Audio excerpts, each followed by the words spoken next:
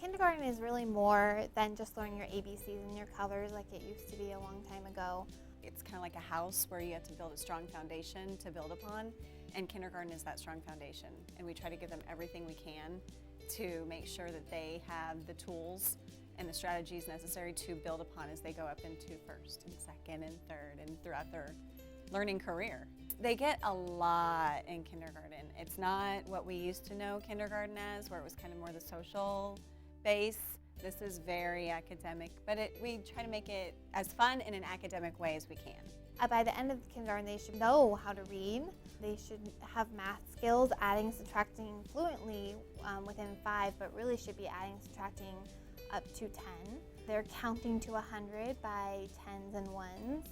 They are reading CVC words, and the CVC word is a consonant, vowel, consonant, such as cat, sit, leg, things like that. Every day we work on listening skills, following directions, making sure that they're working together in a group. We do a lot of talking to each other and activities, and let's share our thoughts, and working to make sure that they know that in a group setting it's not just them, that there are other people that they need to think about. The benefits of full day are the kids get to go to specials such as PE, art, music, library. They also get to go to lunch, which is really fun for the kids because they get to sit with their friends and eat lunch with their friends. Most kids really like that. Also in the afternoon, in the classrooms, we really get to extend their learning in a fun way. So we put them in centers where they're playing games with their peers on things that we learned in the morning. They know that when they come here that they're going to learn, but it's also going to be a fun environment.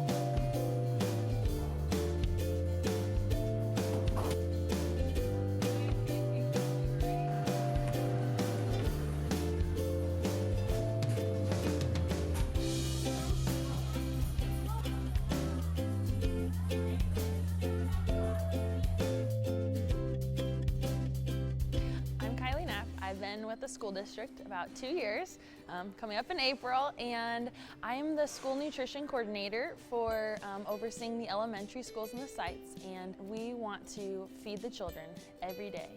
We want them to know that they will always have a meal. They have breakfast, lunch, and snacks at the schools that it pertains to, and that it's always going to be nutritious for them. We follow the My Plate guidelines, and so that they're always getting a meal that will satisfy them and will benefit them in multiple ways. There are several programs that Food and Nutrition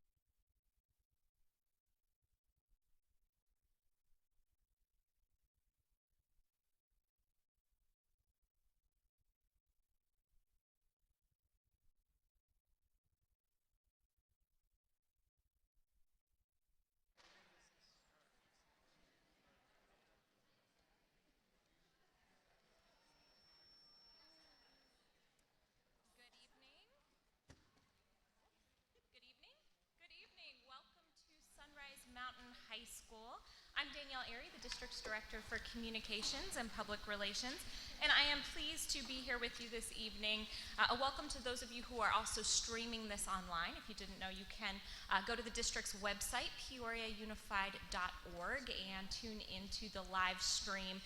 It will also be available for playback, so you'll be able to go back in and access that as well right from the homepage of our site.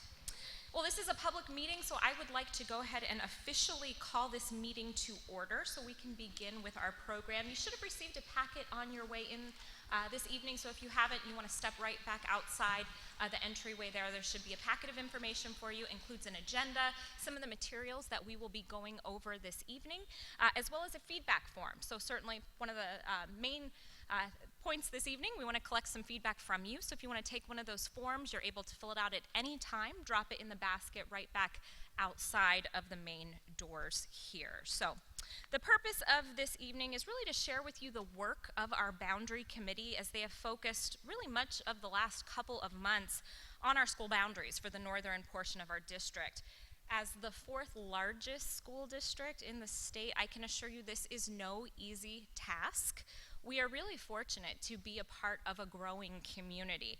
The Northwest Valley has really become such a desirable place to live, to work, and of course, to go to school. And as this demand increases and as we're seeing all of this growth, of course, it can come with some challenges. So during any period of expansive growth, you should know it's really not unusual that school districts really around the state and the nation do look at their school boundaries, look to see if they need to equalize their enrollments at any point. And I think, as most of them will tell you, they have absolutely no problem ever really moving school boundaries. Just don't move mine, right? I think that's kind of the ongoing sentiment there. So with that said, I want you to know we know that this is something that is can be very personal. That's something that you're all very passionate about. That's really the main purpose that we're here. We want to listen to you. We want to hear your feedback on some of the proposals that you're going to be hearing this evening. We want to hear your concerns, and we want to make sure we are allowing the majority of our time this evening to go ahead and do that. You should know that ultimately it's a committee that will be making a proposal to a recommendation to the governing board, and then it's our governing board that will actually be making the final decision on any boundary movement. So speaking of that, I think we do have potentially a couple of board members that have joined us, and so I want to take a quick moment to introduce them. If we can just slightly raise the house lights in case we have any of them here with us this evening. I'll take just a quick moment to do some introductions. I believe we have Mrs. Monica Ceja Martinez that may have joined us this evening. If you're here, if you can give a wave, she may be joining us here in just a little bit. Also, Mr. David Sandoval, also governing board member, that may be joining us, and I know Mrs. Kathy Connect is joining us via our live stream this evening. Other two board members I do not believe were able to join us this evening, but certainly do send their regards. We also have our superintendent, Dr. Darwin Stifler, that's joined us this evening. Thank you for being here, Dr. Stifler. Our chief financial officer, Mr. Ken Hicks, is here with us tonight. Two of our K-12 academic services administrators, Mr. Steve Savoy and Ms. Allie Bridgewater, are here. You'll hear from them in just a little bit. And two individuals that have been instrumental in this process as far as gathering much feedback, a lot of numbers, research data, Mr. Terrell Harris from Research and Planning, and then Mrs. Wendy Davey, who I saw at some point join us here as well, also from Research and Planning. So we appreciate them being here. I want to take just a quick moment to thank Sunrise Mountain for hosting us this evening, opening up their doors. As you may have noticed, it's a running, functioning school this evening, so we do have some traffic coming and going here from the event happening right here in the gymnasium. So glad that y'all found your way in to join us tonight, and want to thank you very much, and a thank you to Sunrise Mountain. You know, I did mention just briefly we have a committee that has worked very hard on some of the information that you're going to be hearing about this evening. And I do want to take just a quick moment to recognize them. You'll see their names here on the screen, but we did run a process. We'll talk a little bit more about that in just a little bit. But certainly, if you served on our district's boundary committee and your name's reflected here, and you're joining us this evening, if you wouldn't mind just standing so we can give you a round of applause for all the hard work that you put into this process and all your time. We appreciate it.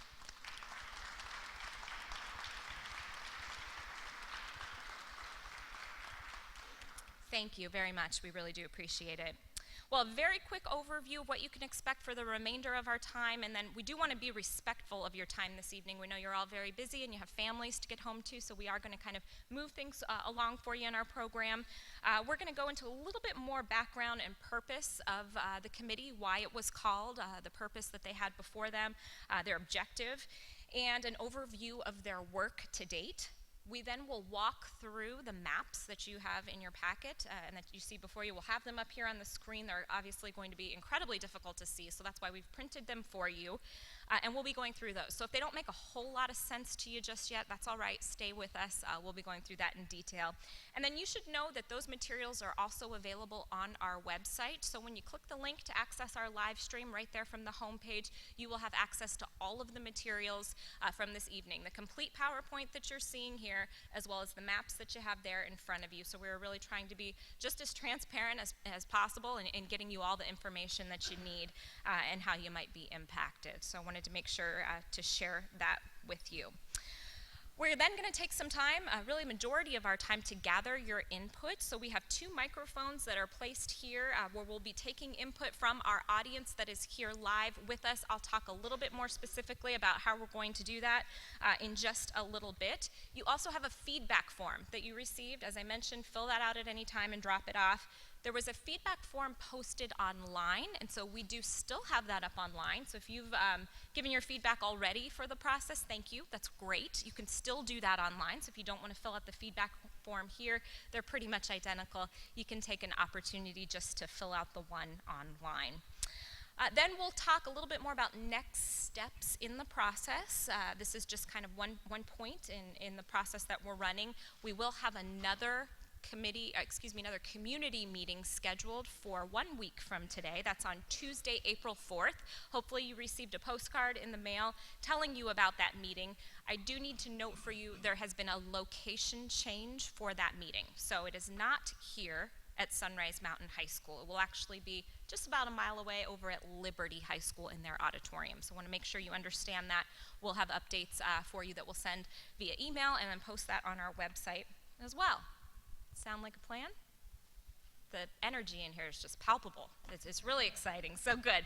Well, I think that you're just bracing yourself to gather a whole lot of information. Again, we really, really appreciate you being here, appreciate your engagement in this process. Certainly that's the point of having a process, is to make sure we're gathering input, we're being as transparent as possible. So a big thank you to all of you for giving up your evening to be here. At this point, I'm going to turn the next portion of our program over to Mr. Steve Savoy, and I'll be back up with you here momentarily when we move on to the Q&A part of the process. So, Mr. Savoy. Okay, thank you. You want this one so you can walk? Advance that way. Okay.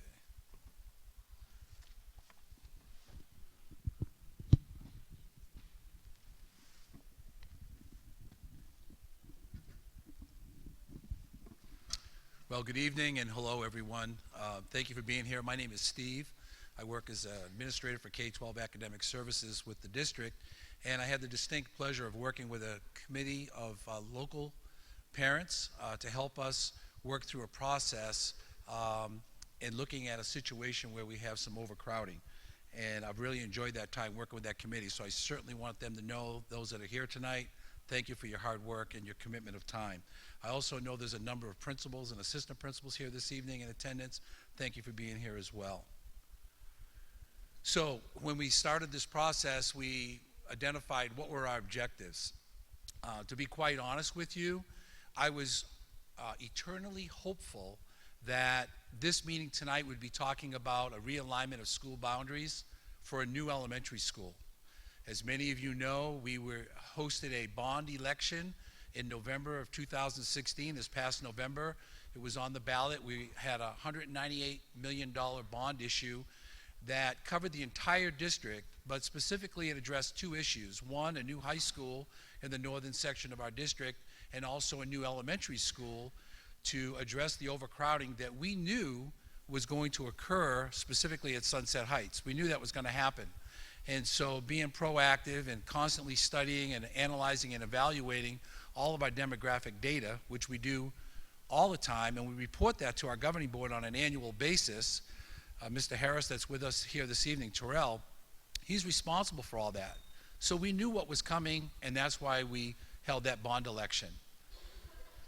Unfortunately, that bond election did not pass, and we had told the board back in October, to the governing board, we asked for their authorization to form a committee because we knew there'd be two outcomes. One, we would study the new school and how that would lay out, or two, we would have to say, what are we going to do to address all the continual building that's going on in Sunset Heights, that's the elementary school in the area. The governing board did authorize that committee to move forward, and we began putting that group together.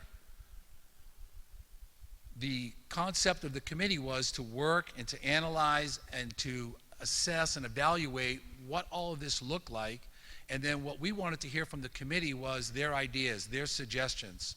And what we did in the end is we came up with a proposal. We're going to share that proposal with you tonight. I know many of you have seen it. Many of you heard about it. I hope one good thing about tonight is that we may help alleviate any misinformation that perhaps is out there. We do try to get that information out in front of everyone so that you can make your own informed decision. And that's tonight we want to collect your input, and then ultimately in this process we do bring a final recommendation, a proposal to the governing board. So what did the process look like? We asked our elementary school principals from Sunset Heights, Zuni, Park Ridge, Vistancia, Lake Pleasant, Frontier, if they could identify 2 parent members from their community. Each principal did do that, and then you can see the dates that we met, and I already discussed a lot of the work that we did. We worked in large group initially. We would provide a lot of information. We would explain what a capacity of a school was. We would talk about enrollment. We would look at projections, what's going to happen, what buildings are coming online. We do spend a lot of time and work closely with the city of Peoria, their planning and zoning department. And so we provide all that information to the committee, and then they would work in small group. And they then began to say, okay, well, if there's this many students living here, how can we make an adjustment that will support all the children and that there's plenty of capacity at every school? So that's really what the committee did. And at the end of that process, we came up with a recommendation, a proposal. This is the one that began to filter out into the community. And there were 3 parts to the recommendation that the committee has come up with. One is that there are some elementary school boundary changes. And we're going to talk about those in a minute. We'll look at the map specifically. And I think a lot of you know what that is. Certainly most of you here, I'm sure, are impacted in some way, shape, or form. We also had a discussion that if you change the elementary boundaries, should we change the high school boundary for those students that would attend the new elementary school? And on our last meeting was really the first time we had that conversation, and what the committee decided was yes. So I give an example here. Let's say, for instance, your student currently attends Sunset Heights. If we were to realign the elementary boundary to go to Coyote Hills, I think all of us know, or most of us know, that Coyote Hills feeds into Sunrise while Sunset feeds into Liberty. So in this example, if we did realign you from Sunset to Coyote Hills, then your child then would feed into Sunrise Mountain as opposed to Liberty. I will tell you, we received lots of feedback from many of you, and that's okay. I know the 3 of us, plus Miss Erie, via telephone, email, personal conversation, and frankly, that was good. That was good feedback for us. I will also tell you that we quickly put up on our website a survey platform where folks could go and offer their suggestion and input and let us know their feelings on that. We had almost about 280 hits on that site. So we began to get a lot of feedback. That one seems to be one that we heard a lot about. And our intention was, we'll talk about that tonight, and surely we'll follow up with our committee. And then the third recommendation the committee came up with was to ask the governing board to consider in paneling an advisory citizens group to consider a bond election request again. And that's something that the board would have to consider, but the committee did say they wanted to make that recommendation. What the committee, I believe, recognized through this work was, and you'll see in a minute as we go through the charts that we have for you, regardless of the short-term solution, we know the long-term solution is going to take new schools. And I know that's a big ask, because the only way we can do that is with community support and authorizing bonding so that we can generate the funds to build those buildings. So that is a question that the committee wanted us to put forth to the governing board. Okay, so if you could take your packets out for a minute, I'm going to walk you through what you have in front of you, and then we'll get in quickly to the portion where we're soliciting community feedback. Okay, so in your packet, you should have one that says, a map that says current elementary boundaries. You should also have a piece that says total development bond build out. Looks like this in color. That's an important sheet. We'll talk about that in a second. And then the third sheet is actually the committee's recommendation. So if you could all turn to the first map, current boundaries. And really what we want to share there is a couple of things for you to consider. You'll see the school listed, and then you'll see total capacity. The total capacity number refers to the allowable seats available for students to attend school. And so you'll see there's a difference there. Some schools are 1,200, some schools are 1,000, and some have a little variation off of that. Sunset Heights is 1,020. And you probably know that Sunset Heights on the second wing only has one story. And so that's one reason why we're not at 1,200 like a Coyote Hills or a Zuni Hills or a Vistancia or Lake Pleasant. Moving across the tables, you'll see school year set. So all this data is based on next year, 17-18, 18-19, 19-20. So we're going out 3 years. These are projections. And the other thing that's very careful that you have to recognize with this is not enrollment, okay? These numbers, I take that back. It is projected enrollment. You're right. No, I was right. These are not enrollment. These are the homes. So if you look on this map and you see the area Sunset Heights is yellow, what the number 1136 represents for next year is the homes that are built in that area. We're making sure that every child that lives in the current boundary right now that lives there, we took the homes and we use a factor of 0.5. So that number represents, if you cut that, if you double that, it's about 2,200 homes. That's how we got the 1136. So these boundaries are accommodating the homes that are in that area. Make sense? Huh?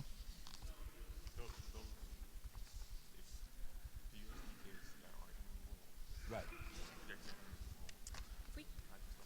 If we don't mind, can we just bring the house lights up slightly? I know we have some that are struggling to read the maps. It's just a tad dark. Thank you so much. A big thank you to our students that are up there, by the way. They're operating the lights and helping with the setup for us today. So thank you so much, students, for being here this evening. We appreciate you. So one clarification I do want to make on that. It is based on Peoria kids that are enrolled. So even though it shows Sunset Heights, it does not mean that every one of those students on this map goes to Sunset Heights, because we know students choose to go other, but they're enrolled somewhere in the Peoria district. So there are some students that go to Coyote Hills, they go to Zuni Hills, they go to the traditional school, but that's the number of students that live in that area that are enrolled in Peoria Unified School District. But the point is, if all of those students chose to go to Sunset Heights, we'd be over our capacity, because our capacity is 1020, and that's 1136 for next year. And then you can build that out 3 years down the road, it's 1390. Okay? So go to the chart, before we go to the proposal, go to the chart that looks like this.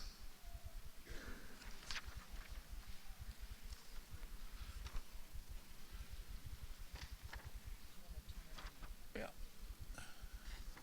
So the reason why we wanted to show this information is this gives you an idea of what's going to happen, and it could be 5 years from now. In some of these cases, if you look at the Lake Pleasant area, Lake Pleasant Heights, Saddleback Heights, they're not building there yet, but it's coming. But if you look at Sunset Heights, the Meadows, there are 633 more students that are coming from that area. But I should start at the beginning. If you look at this chart, you see the school name, you see the capacity, you see the current enrollment as of October. We call that the 40th day. It's around October 10th. We use the 40th day number because we know it's constant from year to year to year. You also will see in the next column the out-of-district enrolled students that attend that school, and then you'll see the total enrollment, and this was as of October 2016.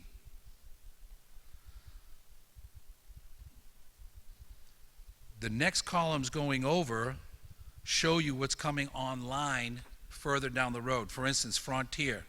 We know there's a development, Alvarita. It has not started yet.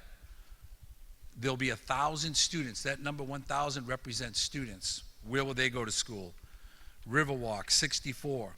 If you look at Lake Pleasant, which I had mentioned, there's a total of 9,100 additional students that will be there. This is not tomorrow. It's not 5 years from now. That situation is probably a little further out, but the full 9,000. But we will see students coming from those developments. The Meadows is the area, I think, right across from Sunset, the Maracay, the Meritage, the Hovanian, that whole area over there, Riverside. 633 more students will be coming from those buildings over there. And then, surprisingly for the committee, and all of us as we were working through, was the continued growth around Zuni Hills. You know, if you drive the Happy Valley corridor, you see building on both the north and south side of that area, as well as if you go into the Northland section in Tierra del Rio. And that did have some impact on our boundary realignment. So now if you go to the third, or the second map, or the third piece in your packet,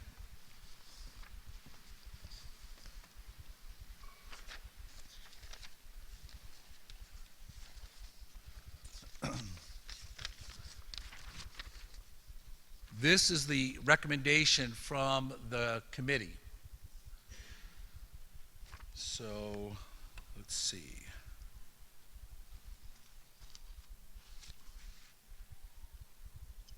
Works, good. Can you see that little red dot all the way out there? A little bit? So, in the proposal map, that's hard to read up there. Can I? Would that be better?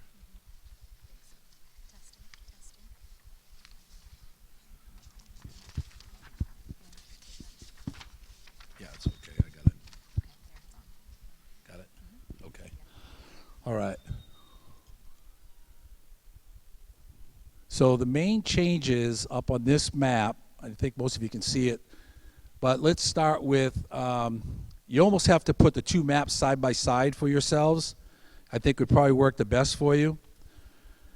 If you look in the green area, let's talk about Zuni Hills first.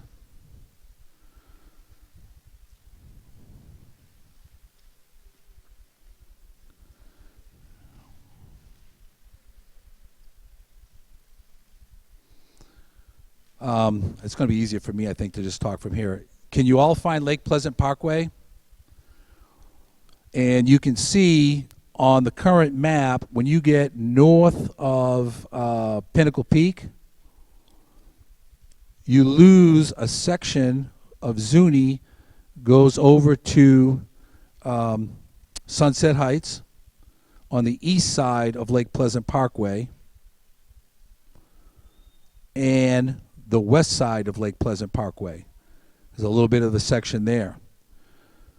The other piece on that is Zuni Hills does pick up a little bit north of Happy Valley Road. And I think that's the end of the changes for Zuni.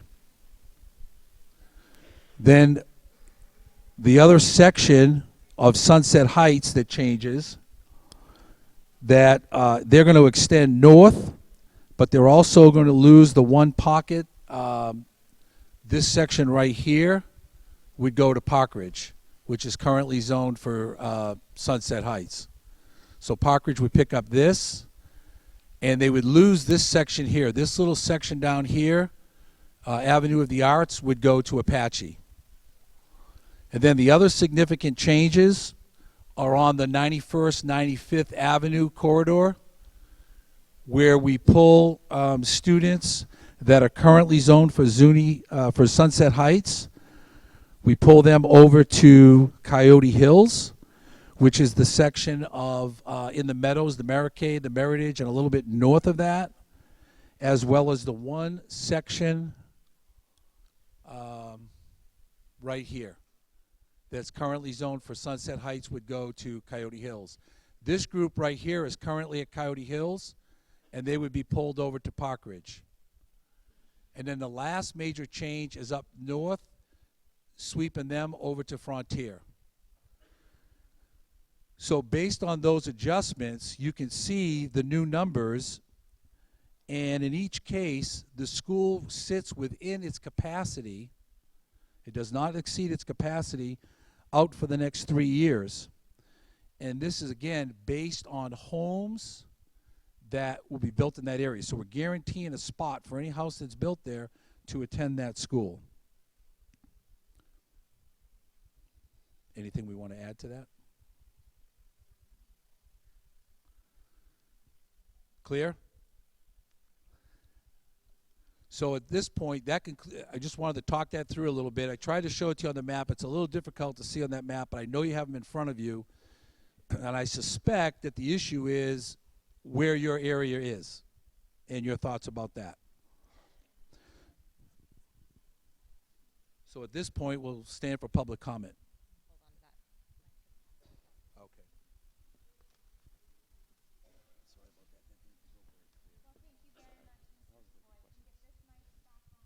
Yes. Thank you very much. Thank you, Mr. Savoy, for going through that for us. Pass that over to you. Hopefully you have a little bit of a better understanding. As I said, we've got all of this. If you've just joined us, I know we've had a few people trickle in. Everything is available on the website, peoriaunified.org. You can click right from the homepage to access this complete presentation, as well as play back this live stream. So we are live streaming the event this evening, and thank you to those of you who are joining us on our live stream tonight. Before we move forward, I think we may have had Councilmember Bridget Binsbacher join us this evening. I wasn't sure if I saw her earlier, but I think she may have popped in. Councilmember, if you're here with us, you give a wave. I know. Oh, there she is. Thank you so much for being here this evening. We appreciate having you and your engagement as well. Well, we will go ahead and move on to some public comment. We know probably you have a lot of it, and we'd love to go ahead and gather that from you. A couple of things to keep in mind. We do have 2 microphones down either of the aisles here for you, so you can make your way up to the microphone if you've got some feedback for us. A couple things to keep in mind. If you would please state your first and last name and the neighborhood or the general development that you live in, that will be helpful for us. If you could please limit your comments to just about 3 minutes. There are certainly a lot of folks in here. We want to make sure we hear as many voices as possible. So if you can please limit your comments, that will be helpful. If you can also try to listen to others who have gone before you at the microphone, we'd very much appreciate that, so we're not duplicating the same comments over and over again, so we can make sure we're getting everyone's feedback.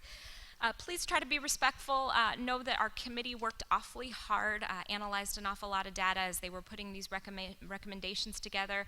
We know this may not be a final proposal. The purpose is to get some feedback, have that committee get together again, and potentially make some adjustments to that. So if you can be respectful when you come up to the mic, we would certainly appreciate it. Just know that given the time we have here this evening, we'll likely respond to any questions you might have, either on the proposal or maybe try to speak on behalf of what some of the thoughts were in some of those movements. We'll address those questions for you if you have them, but we will not be responding unless you ask a question. So we'll certainly thank you as you make your way back to your seat, but we'll just respond if you have a question. So hopefully that's clear to you all. And at this time, I'll ask that if anyone wants to make their way to the mic, you can certainly feel free to do so, and we'll try to alternate going back and forth. And gotta love someone who's eager to be up there first. So thank you for coming up first. Thank you. My name's Lynette Erdoy. I'm from the Casa del Rey neighborhood that has been pushed from Sunset Heights down to Park Ridge. My question actually is why you felt the need to go Sunset Heights so far north and bump us down. We already go to Sunset Heights. So why did you feel the need to adjust it, that little neighborhood? Was the impact, were the students so, the numbers so high that it really made that big of a difference that you had to go all the way up to Joe Max and make us leave our homeschool?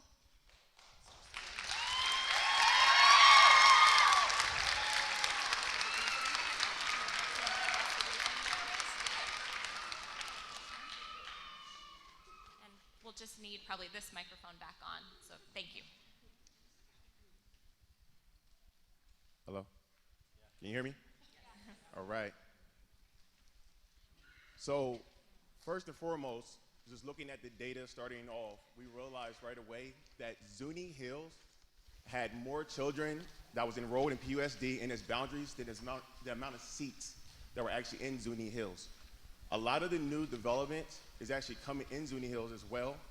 Therefore, we had to use the adjacent school boundaries to pull away from Zuni Hills.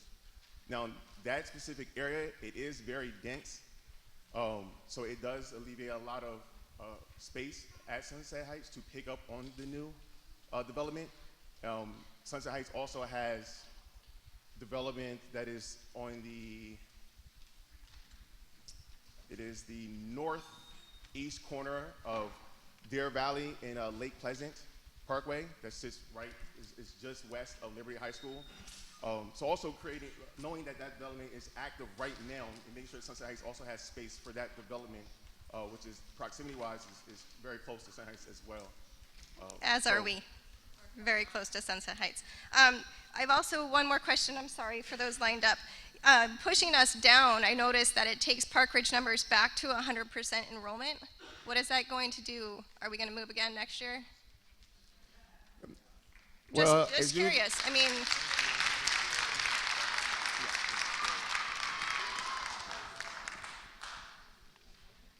no, it definitely will have it pretty close to the capacity there. But if you also look at the previous page, Park Ridge is also one of those developments that the numbers are constantly, they were decreasing. So, and there could be different reasons for that, aging out communities, things of that nature, right? That with that development there, with Zuni already above its capacity, with Sunset Heights at capacity, and new growth constantly going in there, Park Ridge was the option to alleviate, logical option to alleviate that capacity stress there. Thank you. Thank you, Charlie. Ma'am, we'll go to you.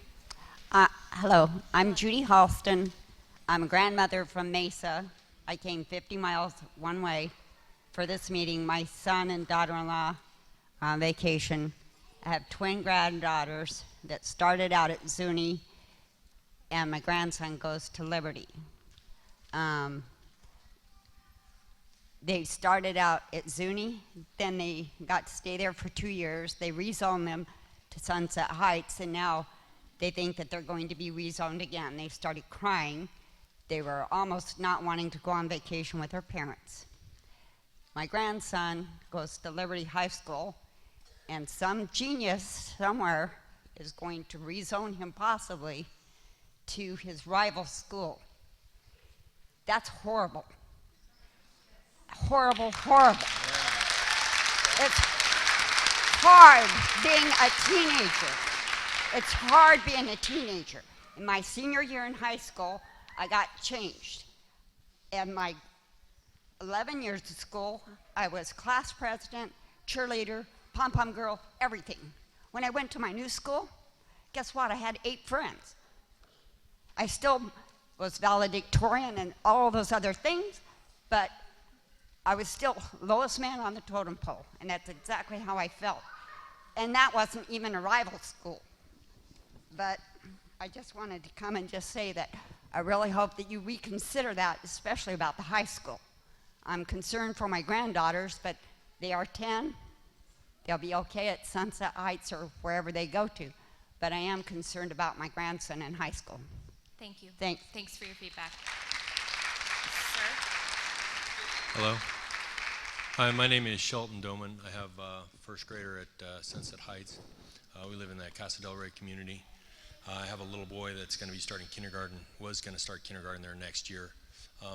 My concern and kind of one of my questions is, where is the Zoning and Planning Commission in all this? They're allowing all this building to go on without the schools in place, and people that are already living here are now having to relocate their children. As this lady just mentioned, her children are now facing going to a 3rd school. My concern is that my children, they start in school, they have their friends, and they're going to be moving to another school again, possibly in another year, in 2 years. Are there any assurances that won't happen? That's my first question. My second question is, where's the Planning and Zoning Department at this meeting tonight? Planning and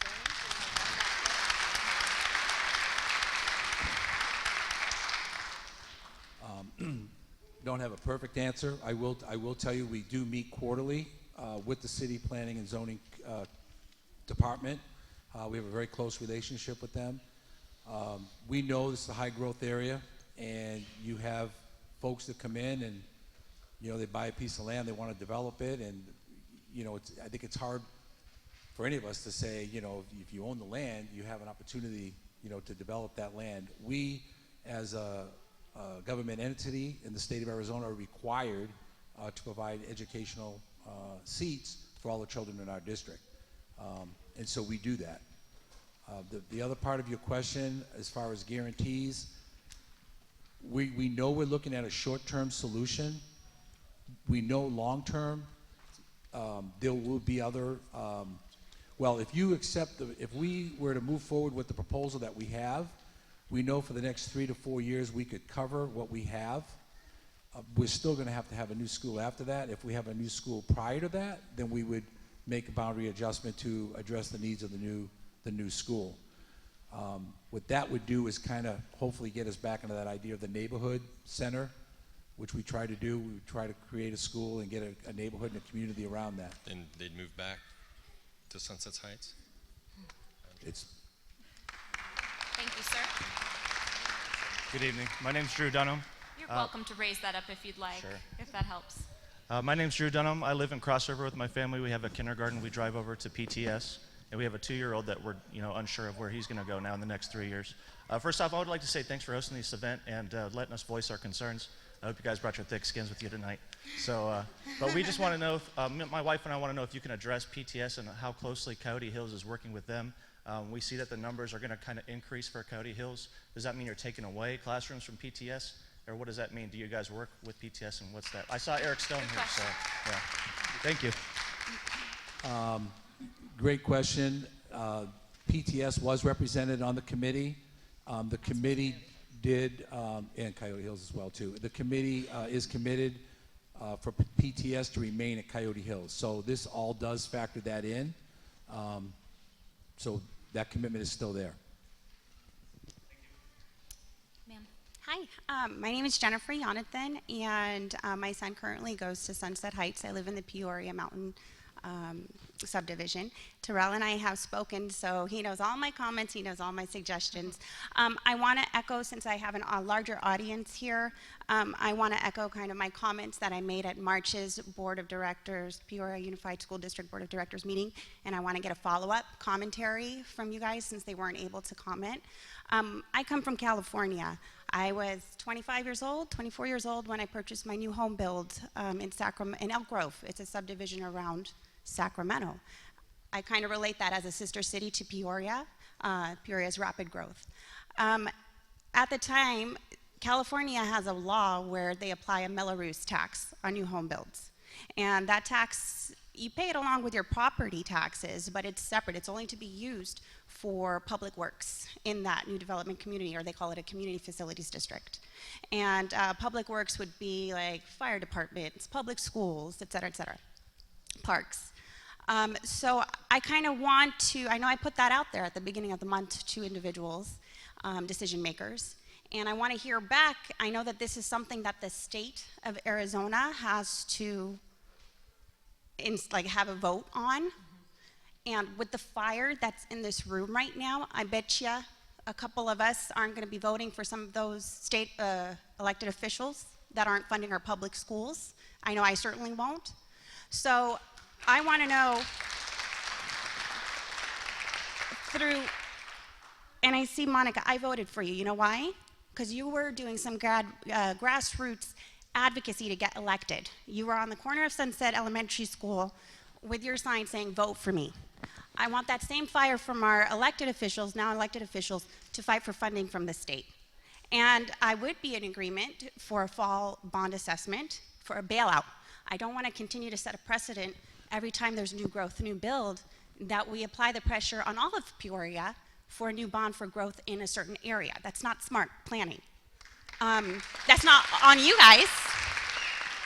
That's not on you guys. That takes everybody working together in a partnership. That takes city zoning and planning, the Peoria Unified School District, the state, et cetera, et cetera. So I guess my question to you is, what are your thoughts on the Melrose tax and fighting for funding at the state level, and what can we do to help?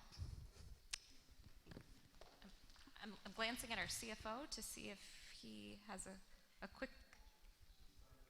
Oh, okay. I assumed that that's what you were going to say. So I'll do my best to summarize, and I might ask if you want to leave your email on your feedback form. A more detailed response could probably be provided to you from our CFO expert who can address taxes a little bit more eloquently than I can. But you hit the nail on the head that many of the challenges that we face with some of the growth do lie at the state level. And certainly we have a very dedicated board that understands our commitment to serve every single student in our district.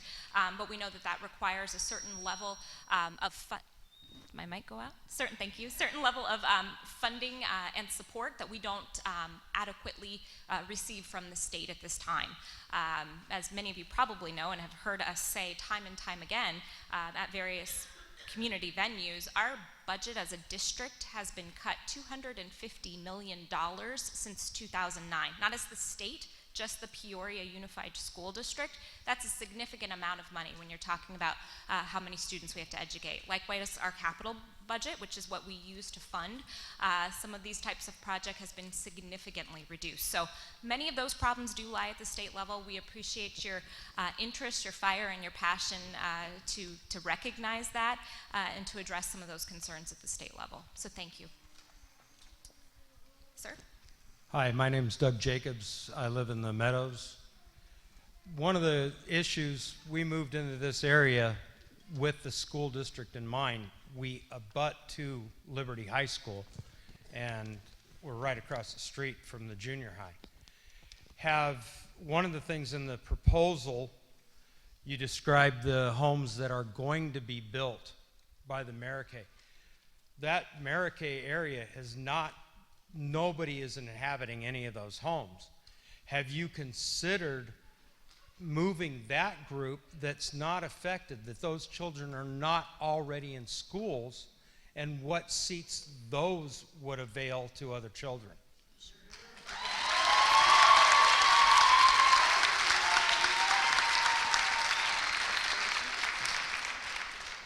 It's a great point. I will tell you that we have heard that feedback on our survey platform, also emails and phone calls that I've had. It is something that we will bring up with our committee. Again, we'll look at those numbers. It's certainly a good thought because you're right, there's no one living there yet. I don't know if it will cover, I got Terrell in my left ear, I don't know if it'll cover, it'll do the short-term solution. I don't think it'll cover our long-term solution. And that's kind of the little bit of the hiccup we have. But it's a good point. Well, you had mentioned the long-term solution would be the bond, correct? Correct. And I tell you, that it looks like there's quite a few people here that are not for this proposal. And if you want a bond passed, it doesn't seem like it's effective to piss off this many people. So.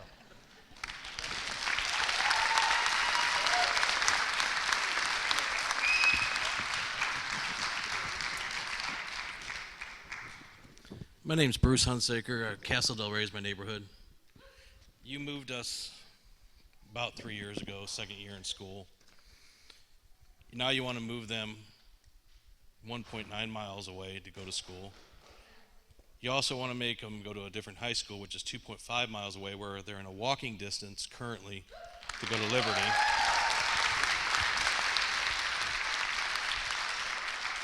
It makes you wonder the thought process of the lives that you affected 3 years ago when you made the change for bonding, because to move everybody over to Sunset Heights. Then you go to make another change and you don't take into consideration the lives you already affected once. So now you got the kids in the school, they're home, and you want to move them again. That's not a logical approach. I work in healthcare, so I understand illogical approaches, because every time you touch something, there's lives affected. But you're talking education, educators. You would think that that would be one of your first and foremost things that you take into consideration when you make a move such as this.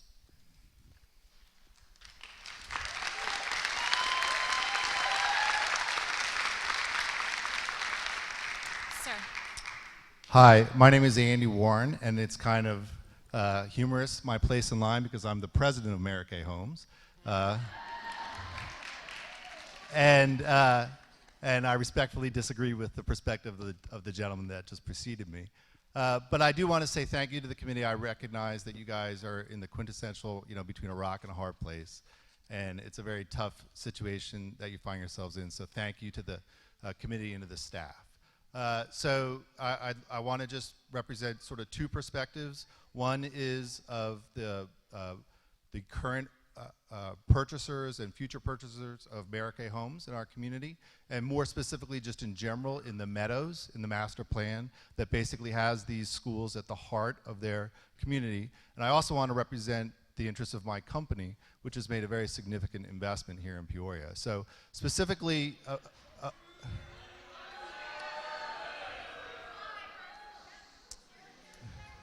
Ladies and gentlemen, I'd ask for your respect during our speaking. Thank you. Okay, well, we are a business that's, doing what we can to invest in a community that we really, love and enjoy. So, okay, so first of all, in terms of the community, a big motivation for people to move into the community is to enjoy the entire fabric of the experience of living in a master plan. That's, playing with neighborhood kids in the parks, it's enjoying the community amenities together, and it's, growing up together in the same schools. And this districting, what it's calling to do basically is to carve out one portion of the Meadows, rip it out basically from the fabric of the master plan, and send it into a different set of schools, which I know are fine schools, but it really works at cross purposes to the intentions of the people that want to move into the community, be part of the fabric of the community. And so it really is not just a matter of a school choice, it's a lifestyle choice that people make when they're moving into these communities.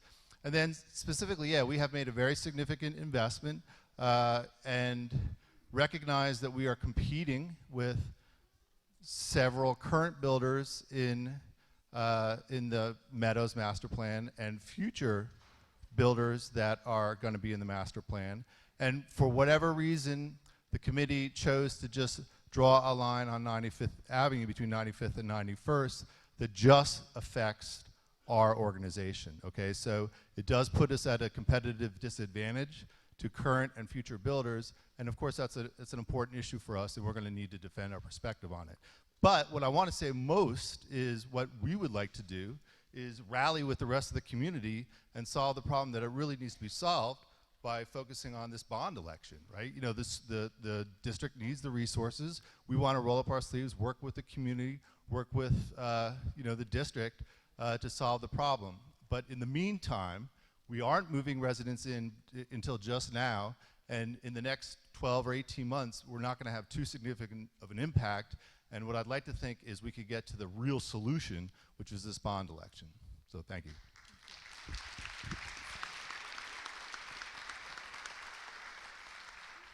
My name is Simon Obi. I live in Wildflower neighborhood, and I have two children. One goes to Liberty, and the other one to Zuni. I was aware 3 or 4 years ago when the area was rezoned.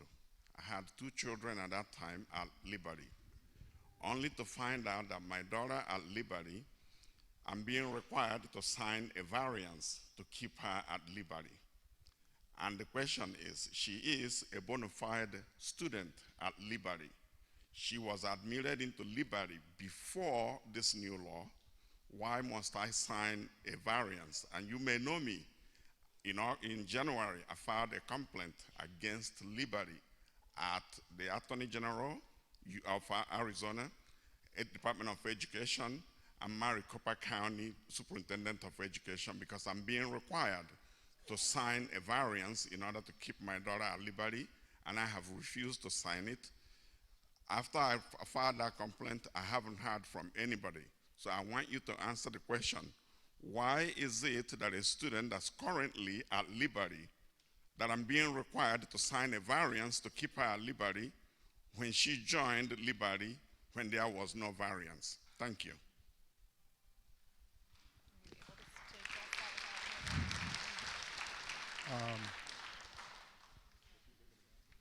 I think the best way I can help you is if we could talk afterwards, give me your exact address. If your daughter was already at Liberty, was not required to sign a variance, she should not be required to sign a variance now. There's been no change in the boundaries at Liberty. So it's a good question. I'd be happy to. Yeah. Thank you. Hi, my name's Ron Spate. I live in the Meadows, and I've been out in this area for close to 20 years, and it's probably easier for me to name the school my kids haven't gone to rather than the one they have gone to. I'd like to thank Bridget. Bridget has done a tremendous amount for this community and continues to do so. And I would really like to encourage that woman in the black that was speaking to run for something that has to do with controlling this stuff. I've got a spread of kids. I was involved with Liberty when Liberty first started. My son is the first graduating class along with Bridget's children. And we have a lot invested in that school.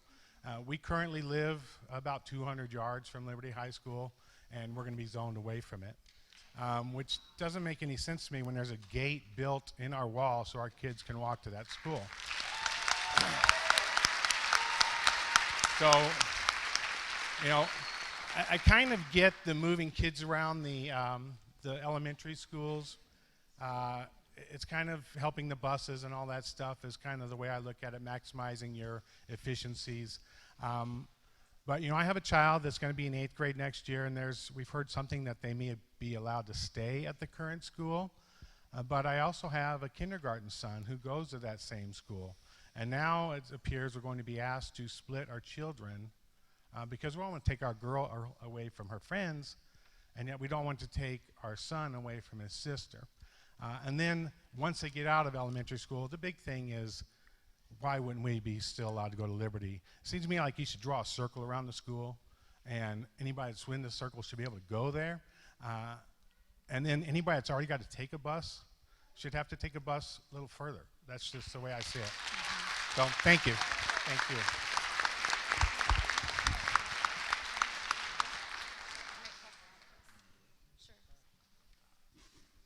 I'm going to jump in real quick. Danielle asked me, there's a slide after this that we were going to cover after public comment, but I thought I would just share it real quickly because it might answer some of the questions. And this is if the proposal stays as it is. It could change based on what we heard tonight. But just to let you know that if you had a current 7th grader and you see that the boundary would impact your 7th grader to have to move to Park Ridge or Coyote Hills, we typically, with the board's blessing, this is what the committee would recommend to the board, but typically and historically we have always said, if you're a current 7th grader, you can finish your 8th grade year there. We would not dislocate that student. We would still provide a bus ride if they currently take a bus. And any of their siblings would be able to stay during that 8th grade year, so no family would be split up. The hard part would be then that boundary would kick in, so if the sibling was a first grader at the end of the 2nd grade year, then they would go to the new school.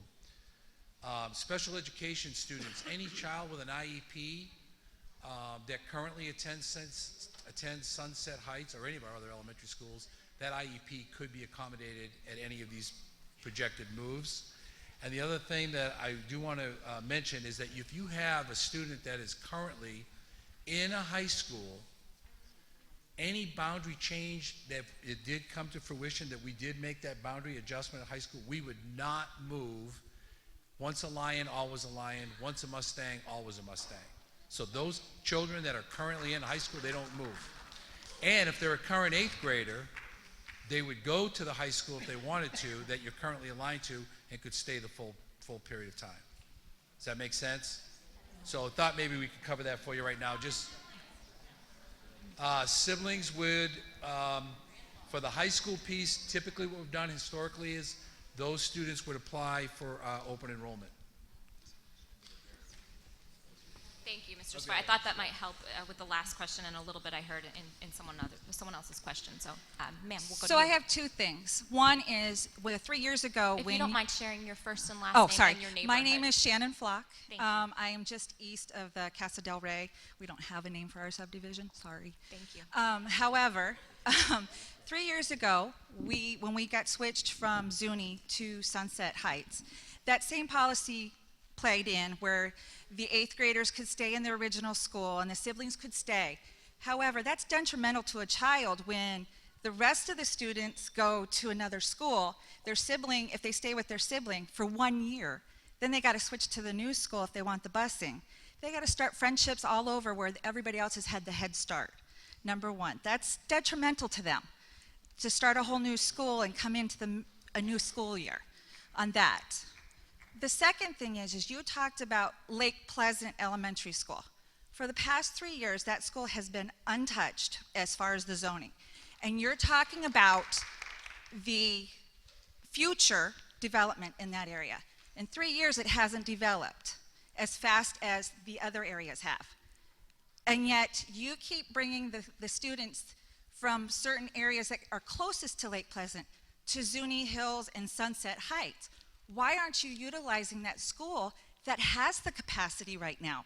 And I get that you're in the future thinking about it's going to get fuller and fuller, but by your graph here, it's not anywhere close to getting to the full capacity.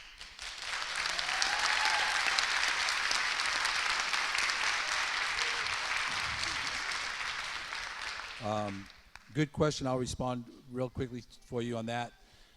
If you don't want the sibling to stay with the 8th grader, they don't have to, because we'll be running a bus for the other students. So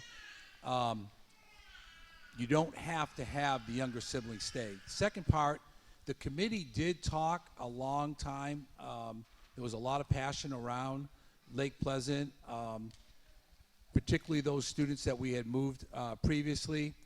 The other piece is the Rancho Cabrillo. That is coming up pretty hard and pretty strong. Coldwater Ranch, those two locations, they are building, they are selling, and Lake Pleasant will fill. I don't disagree. The last time we did this, we did anticipate that filling in quicker than it did. It did not, but it is now. If you drive up in that area, Coldwater Ranch, Rancho Cabrillo, it's coming online. Thank you, Mr. Savoy. And we'll go over here, but to my Sunrise Mountain students up in the booth, I've just had a note get to me. If just when Mr. Savoy's talking, is there any way to raise his mic just a tad? I think we're struggling to hear him in the back when he goes up. Thank you very much. Ma'am, we'll go to you. My name is Terry Pratt. I live in the Meadows community. I have 3 children that go to Liberty and 3 that go to Sunset Heights. So one of my questions, well, first a comment. You know, right now, my cul-de-sac shares a wall with Liberty. I have kids who hop the wall and are in the school. So for us to then have to, you know, my younger kids, I know my high schoolers can stay there, but then for my younger kids to have to go to Sunrise Mountain seems a little ridiculous.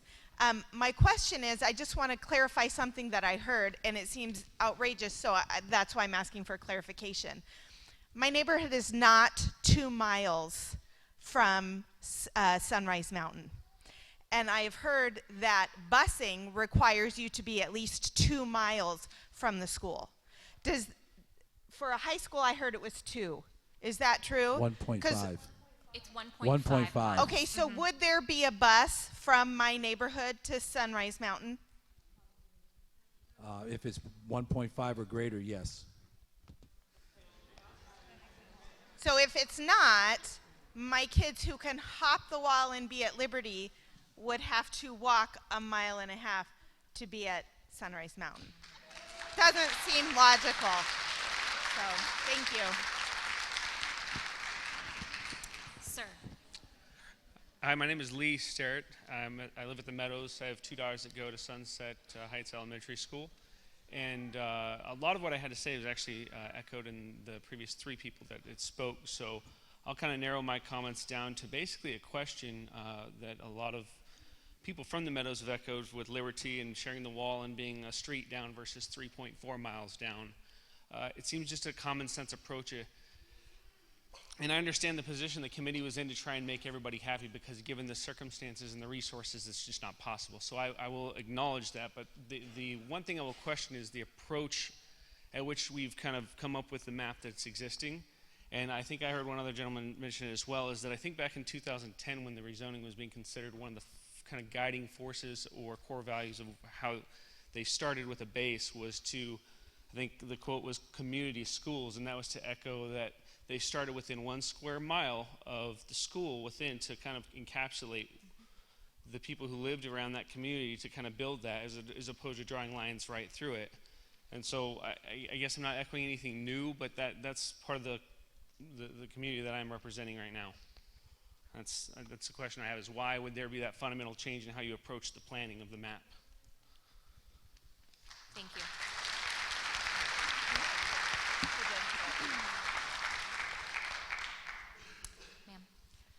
Hi, good evening. My name is Amanda Jensen. I am a resident of Casa del Rey. My family and I have 1 daughter who is in 6th grade currently at Sunset Heights, and I think it's important to state that we have currently been in our home for almost 13 years over there. In that 13 years, we have been now rezoned for 3 different schools. My daughter is in 6th grade. This is going to be the 3rd school. I've, heard from many others the same story. Additionally, we chose to have her attend PTS a couple of years, so that was our doing. But what I wanted to say is, I understand the situation that the whole community is in with the bond not passing. I understand the predicament that the committee is in and the whole community as a whole. What I want to say is 3 years ago, again, when everything was rezoned, right, let's rehash that, why we knew as a community, the parcels and the land for the Meadows was incorporated. It's incorporated and it was going to be developed. This is nothing new. So when we opened Sunset Heights, why was it that we didn't incorporate that north? Why did we not see those parcels that were incorporated and developed that were going to be developments? That's my first question. My second comment is, I really think that it's important for everybody to remember, the children aren't numbers on the screen, they're kids.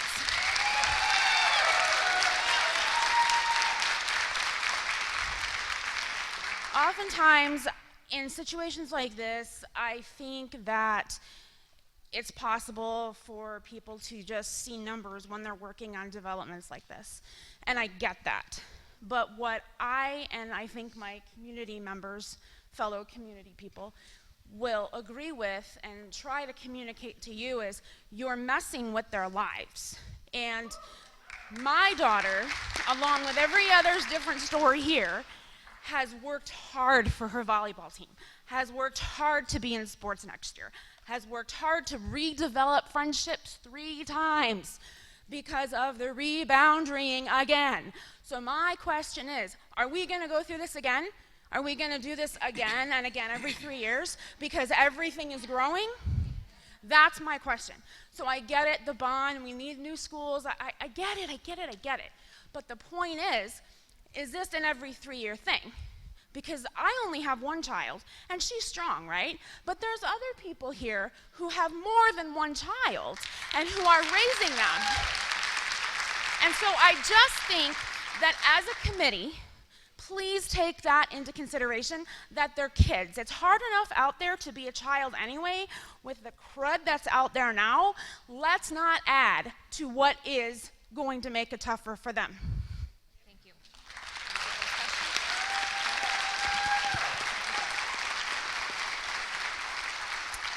Sir. Hello, my name is Michael Kern. I'm the president of Communities Southwest. We're the developer of the Meadows. And I wanted to start by explaining that, City of Peoria, Community Southwest, Peoria Unified School District has gone to great lengths to identify a site within the Meadows for an elementary school. A lot of thought went into that. Unfortunately, the bond election failed. I believe that site was the target of the next school that Peoria Unified would build. We all work very hard to that end. I believe it's one of the goals of this committee to create continuity, for students in schools, going to the same schools, same friends throughout their life. And I understand that it is not always achievable. But I think within the Meadows, I believe in the future there's going to be a lot of public support for the next bond election.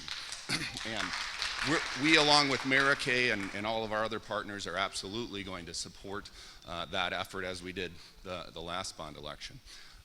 In the Meadows specifically, that school will likely be the next school. And so people within the Meadows will go to that school. They'll likely go to the Liberty High School.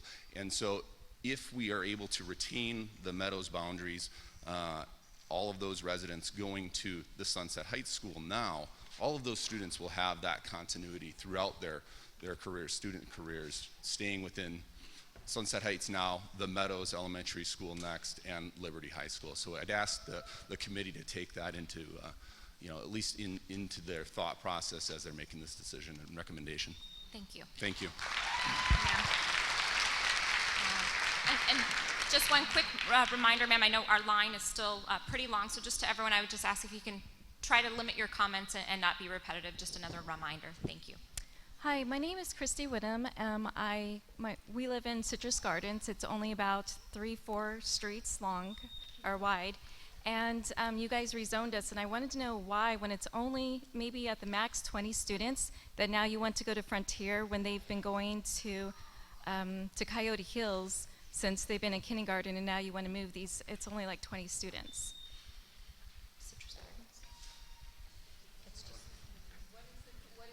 Citrus Gardens, we're only 3, we're Via Matoya, Williams, and Donald.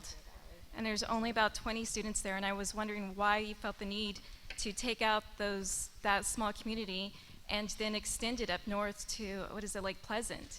It's only, 20 students, 3 streets. And I believe they've been going to Coyote Hills since the 80s, and now you want to move all the kids. And it's moved to Frontier. Yes. Yeah.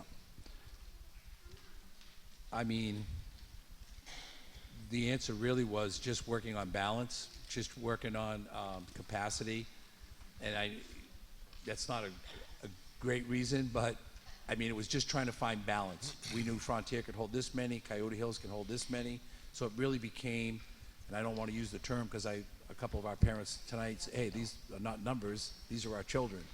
But more or less, that's what happened, and then the idea of transportation and the impact on that. Right, I understand that, but you extended and added on much more than what you took off. We're only 3 streets, but yeah, you added on a couple miles worth. So, I mean, what's the point to that when there's only 20 students and you added on much more? Why would you take those couple outs and those students over to Frontier? We will look at that tomorrow with our committee. Okay, thank you. Sir, and thank you for your patience. Those of you who have been waiting quite a while, so thank you. Yes, hi, my name is Chris Ray, and I live in the Meadows. In fact, I'm one of the owners that also shares a wall with the Liberty High School. And one of my biggest regrets is not being first in line, because my fellow citizens here already stole a lot of my punchlines and comments I was going to make. But one of the things I would like to add that hasn't been said is, you know, a lot of the people moving into the Marikay and the Meadows homes, well, there's many reasons why you would do it. We're not going to go into those. But one of the primary reasons is the beauty of being able to walk your kids to school, bike your kids to school if they prefer, walk with them, especially to, to Sunset Heights. But did the committee put any thought into the additional burden it puts on the transportation system when you have opportunities, when you have subdivisions like ours that were clearly master planned, at least I hope, where people can walk to school? Now you're going to have to burden the transportation system to take them miles away to another school, because it doesn't seem like the transportation system was considered. We did have representatives from transportation there that we've been collaborating on what's possible, what's not possible. So we are keeping them in the loop on the conversations. Thank you. That's not logical, but thank you. Thank you.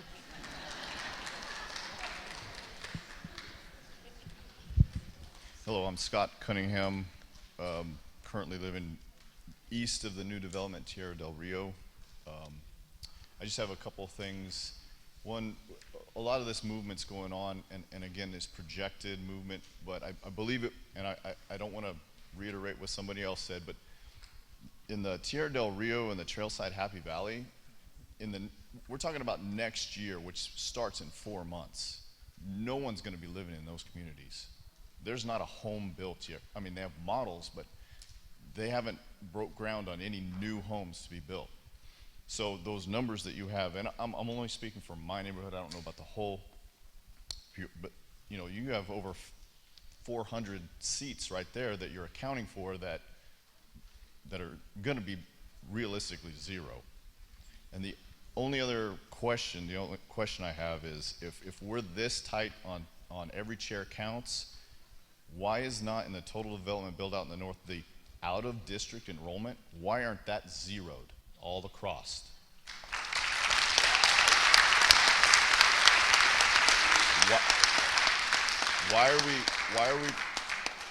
Why are we placing students from outside our district into our district when we're fighting for every chair?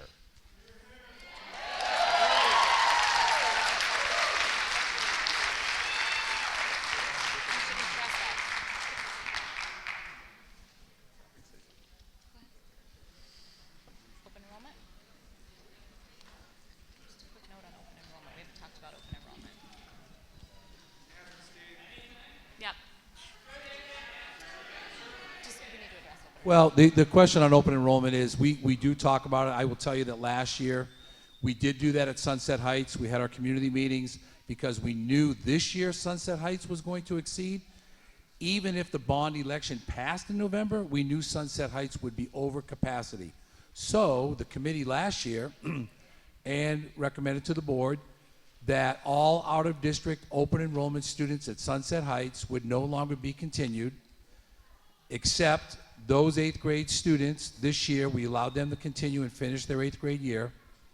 And if they were an employee, their children could come to school with their mom or dad if they worked at the school. So we did do that this year. When we talk about out-of-district open enrollment, if you look at the schools, we don't have the chart here with you, but I can tell you that the school with the highest open enrollment from outside the district is 100. So I know it's 100, and it sounds like a lot, but the reality is when you look at the build-out that's coming, that's not going to solve the problem. So we could eliminate out-of-district open enrollment, and that certainly could be a committee recommendation, but it does not, it does not and will not solve the problem short-term or long-term. It doesn't solve it.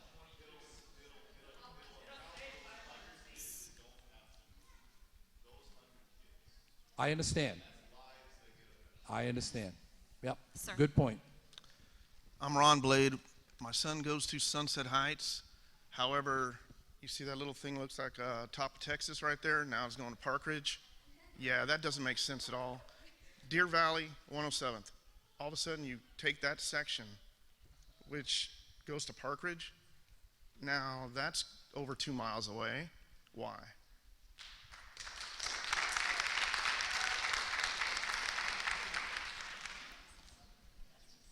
Okay, Well, so the simple answer is just again looking at the counts and what the school can accommodate. That section has 288 students that are enrolled in a Peoria school somewhere in our district.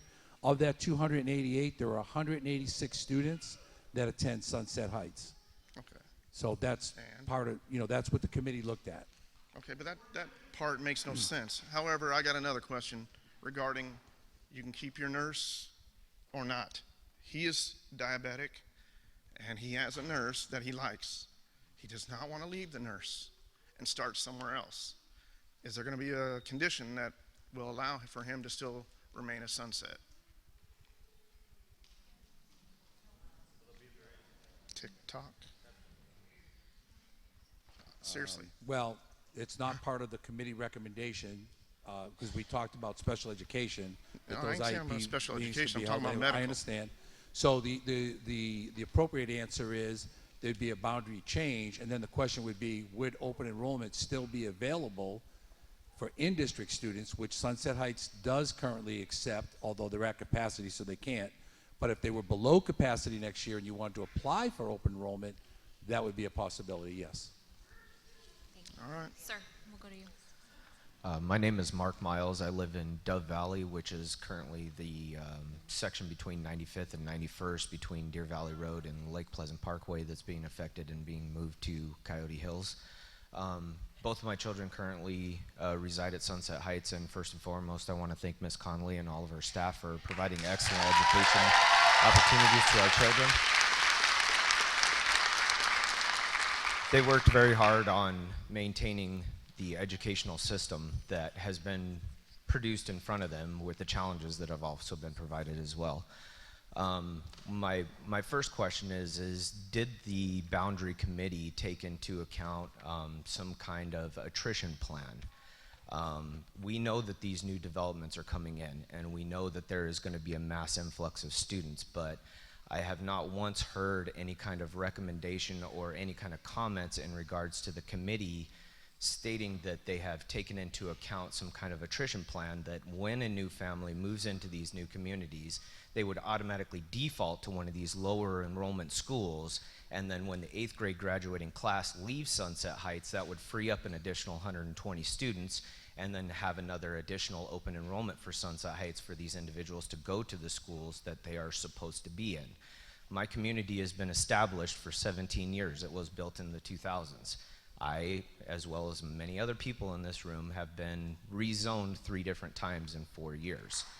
So if the committee took into account what kind of attrition plan could take place with the bond not being passed, and yes, I did vote for it, thank you, with a long-term solution in plan, if there was an attrition plan in place for the anticipated people coming in, that's not to say that every family that moves into these communities is going to have 2 to 3 children that come in with them.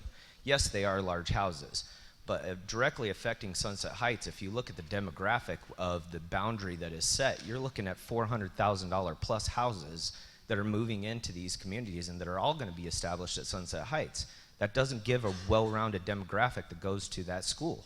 You're forcing lower valued houses to lower valued per se schools, and it gives this perception that if your house has been established for a while and your house is not valued very high, then you can't go to the newer schools, and that doesn't make sense. My second question is that I have not heard once from the school board or the Peoria Unified School District that with these anticipated changes, what are you guys going to do to protect our children's safety with moving them so far away? Now you're forcing them to cross major crossroads that don't have crossing guards, and some of these children depend on walking to school. Some of these children's parents depend on them walking to school. Are we going to add extra crossing guards? Are we going to add extra security measures for the children? Coyote Hills, as an example, my children attended 2 years ago. That pickup and drop-off area is a nightmare and is already assisted by the Peoria Police Department. Now you're anticipating adding an extra 650 additional students to there with their parents and extracurricular activities, and nothing is being looked at as far as the children's safety aspect. Thank you.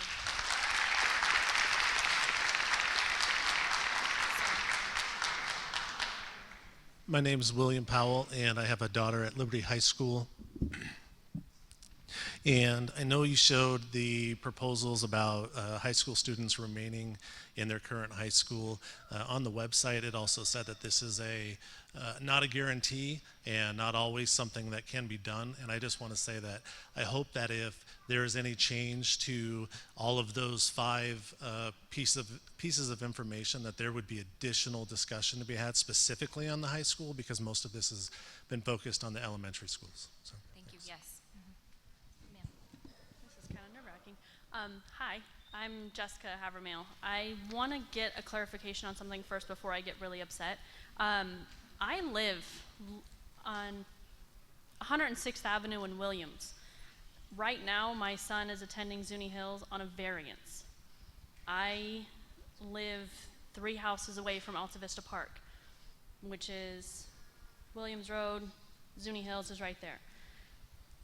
The way it looks on your map right now, you are going to put him over at Park Ridge. Is that correct? Yes. Okay, so he's in 2nd grade now. We started Zuni Hills, he was supposed to go there. 3 months into him going there, they said he's supposed to go to Sunset Heights. I got a variance for him to stay at Zuni Hills because that's within walking distance of the school. Are variances still going to be allowed? I don't want to take him all the way to Park Ridge. I've taken him there for AM/PM. It's hard for me to get in and out of that school based off of the cross traffic and how many people are going in and out of there all the time. Are variances still going to be allowed? Can I still just take him to Zuni Hills? I'm like, how is that going to work? If there is capacity at the school, variances would still be allowed, yes. Okay, and then my second question, I depend on the AM/PM program Monday through Friday. How is this boundary going to affect my son going to AM/PM? Right now, they have more students in the program than what needs to be there. If you're adding all these extra students to schools where they don't need to be going to, and the parents are now having to use the AM/PM program, how is that going to affect all these other kids?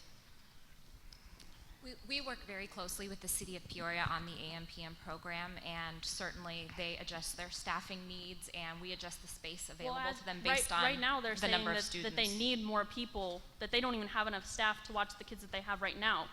I need to know that if I'm dropping my kid off with someone that's supposed to be responsible for him, that there's going to be adequate adults there to take care of him. But if there's more students there than what are supposed to be there, how do I know that he's going to be taken care of?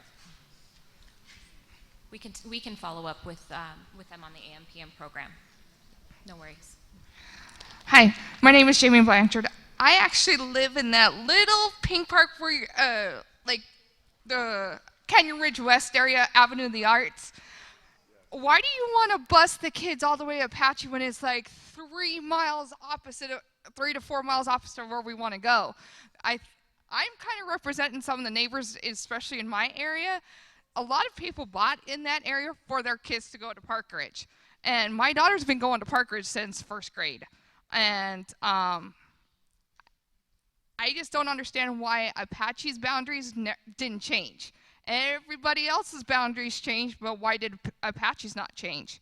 Why did they not go a little further north, or why did they not go a little further west? We did talk about that. The committee recommendation was when the group of Castle Del Rey moved from Sunset to Park Ridge, then Park Ridge would be overcrowded, and that was the area that the committee identified to move to Apache, to do the offset of what was added to Park Ridge.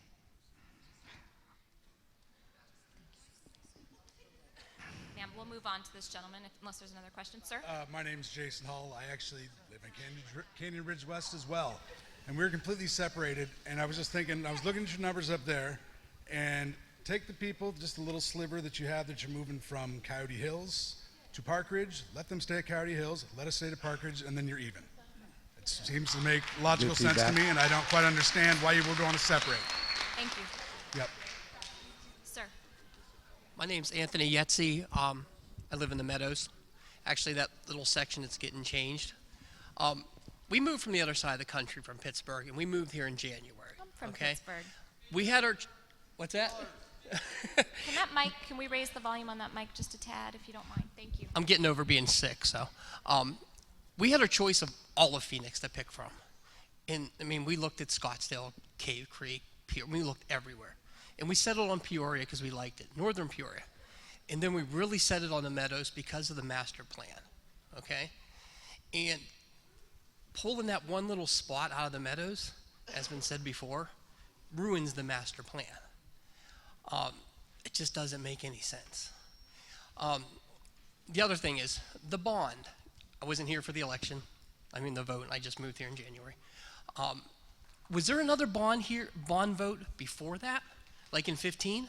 2012, there was 2012. So between 12 and October 16, no one saw this? Nobody?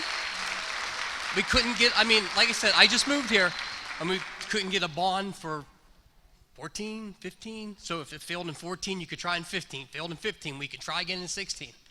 Like, seriously, did anybody see that? Well, we did see it. I can answer the question in brevity. I'm not the financial expert, but I will tell you this, that you can only seek bond capacity based on the assessed valuation of the property values that you have in the entire school district. So there's calculations that are occurring all the time. You can only bond up to a certain limit. So in 2012, we were pretty close to our max limit, Okay. and we had specific needs in 2012. We did know that this building would be coming down the road, and if you remember, we were just coming out of the tail end of the recession, but we just didn't have the capacity. So in 2015, 16, when we went out, we had renewed capacity because we paid off our bond debt from the 2012. We recalculated debt from the previous bond before that.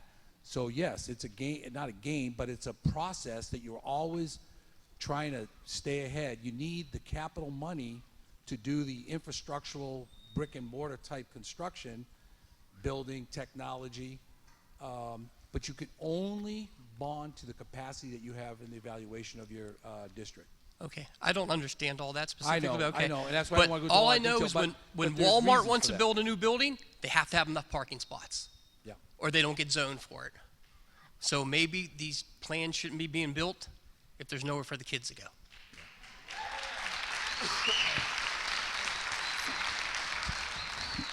Hi, my name's Tony Hensel. I live in Peoria Mountain Vistas. We're about a ping pong ball away from in between Coyote and Sunset, about halfway. So I feel fortunate because we've only been rezoned once. I know that there's a lot of folks that have been rezoned more. So I have two real quick comments and then a question. So I want to say that I'm the youngest of 4 boys. My oldest brother went to 6 different schools, and I've personally seen how that affects the psyche of an individual. So it is a very difficult thing to go through, and for younger kids, I'm sure it's even more difficult. Second thing I want to say is, if I'm reading your numbers right, one school's not going to cut it. On your projections, it looks like we're at 7,000 students now, projected to 18,000. So some of these people who have a kid in kindergarten, you need 9 or 10 more schools. So are they going to be rezoned 9 or 10 more times? Okay. Yes. Right. So that's a problem. So I just want to make those 2 points, and then I want to get to the question. Did this committee consult any other cities that have gone through rapid growth expansion like North Peoria is facing right now? And did you consult with them? And number 2, were any other plans considered, like portables, for the next 3 years? If it saves one rezoning, you're going to save a lot of kids. Real quick, the committee did consider portables. The recommendation that we had from our finance side of the house is that it's really not the most cost-effective measure to go. Again, it's a short-term solution that doesn't answer the long-term problem. But all of these are short-term solutions, number 1. And what price are you going to put on a kid's head? My name is Paula Lefevre. I'm from Canyon Ridge West. You briefly touched base on this, but I want to just clarify. You are tearing apart all these families. You're moving children here, there. You're affecting our lives daily. And I get you have a no-win situation. You're not going to make everybody happy. There's just no way. And I get that.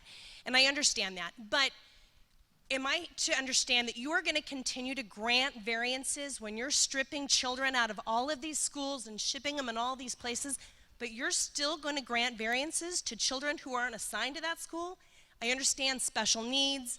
I understand all of that. I understand, that is a different situation. But just children who, families buy a house in this community and say, well, I don't want to go there just because I don't want to. Even though that's where they're assigned when they buy it, and you're going to let them go somewhere else, but you're going to take my child out of his school and move him somewhere else?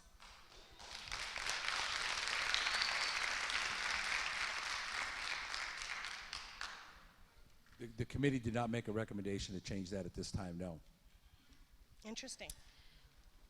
And we are approaching now what we had kind of assured you would be the conclusion of our event, to be respectful of your time. I want to honor those that we have in line right now who have been patiently waiting for their turn to speak. So those of you that are in line behind you, we will go ahead and kind of draw a little bit of an invisible line just to be respectful of everyone's time.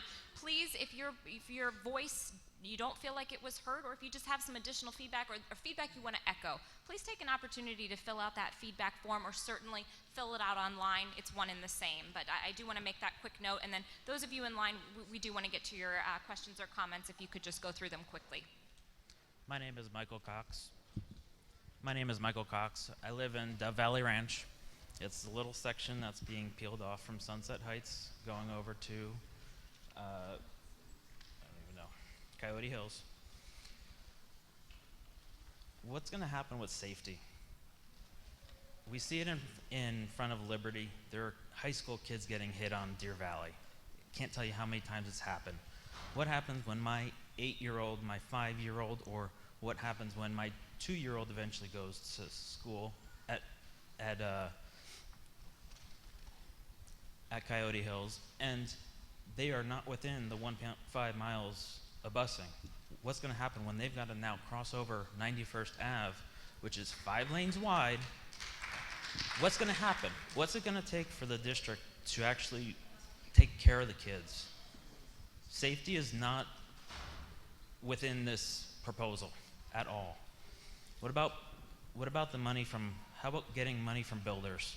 Mr. Marquet, I really think you could probably put up a little more money, or some money, as a matter of fact.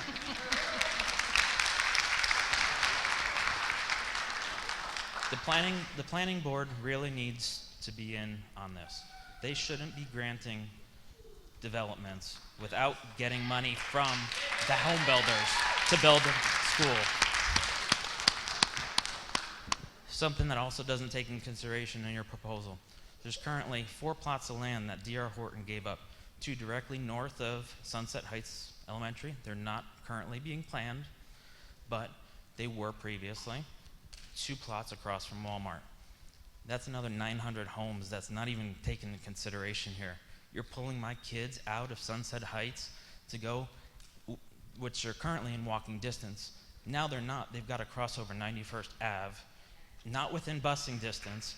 What am I going to do when my kid gets hit on 91st Ave?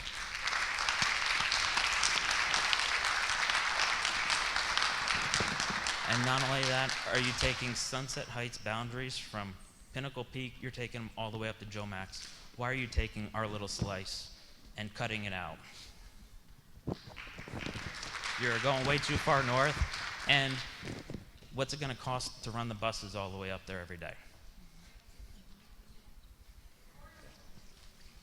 I really think we need portables. There's no other option. You are tearing our kids' lives apart.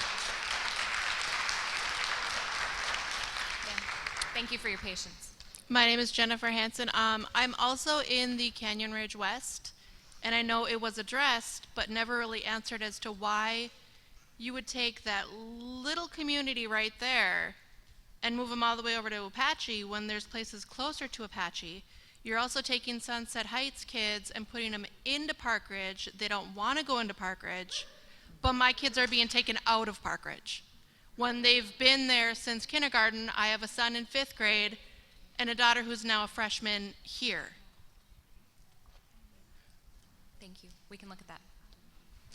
Ma'am. My name is Denise Tuning, and I live in the Casa del Rey. I have a lot of the same comments that everybody else does. It's my kid's third school in 4 years. I guess my big thing is the communication. That's where I'm at right now. I wish this meeting happened a year ago, where everybody knew the seriousness of what was going on and that there was not going to be enough spots or desks to fit each student. None of us, I didn't realize it was this detrimental, that it shows poor planning once again, and it makes us very hard for us to trust the decisions that you're making to go forward. Why did we not have a meeting like this like a year ago to say, okay, this is what's happening. We have all these houses being built. The school's already at full capacity. I feel like just none of us knew anything that was going on. Even the boundary meetings, I attended the boundary meetings, and there was just a handful of parents there. I don't think even the parents didn't even understand what these meetings were about. Thank you. Sir. So just better communication. Noted. Sir. My name is Joe. I live over on 91st Avenue in Lake Pleasant. My son, he's an IEP. Sorry. And at first grade, he went over to Coyote Hills, and he met with a lot of He met with a lot of problems with bullying, and the teachers there didn't know how to meet his educational needs. So after 2 years in Coyote Hills, after Sunset Heights opened, we went over Sunset Heights. And then we met with Mrs. Connolly and her team, and they are the perfect match. I know that with the special education, I know on paper you guys are going to say you can move him to Coyote Hills, but that's going to be very detrimental to him. He has a team who understand him. They know his needs. They know how to work with him. Mrs. Connolly and her team are awesome. And as you can probably hear from all of us, most of us here are from Sunset Heights, and we're not just a community, we're not just a school, we're a family. And you can't break up families.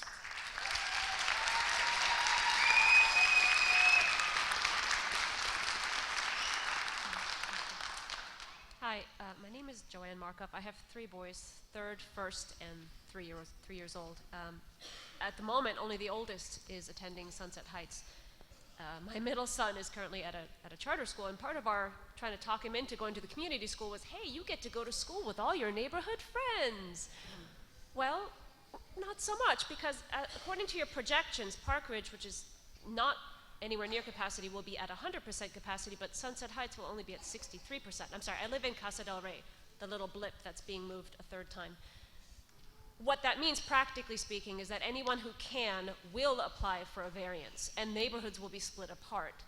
And in fact, my son's classmate is sitting right there. That's his buddy. I'm pretty sure his mom is going to apply for a variance because she really likes Sunset Heights, and I really like Sunset Heights, and we're probably not both going to get it.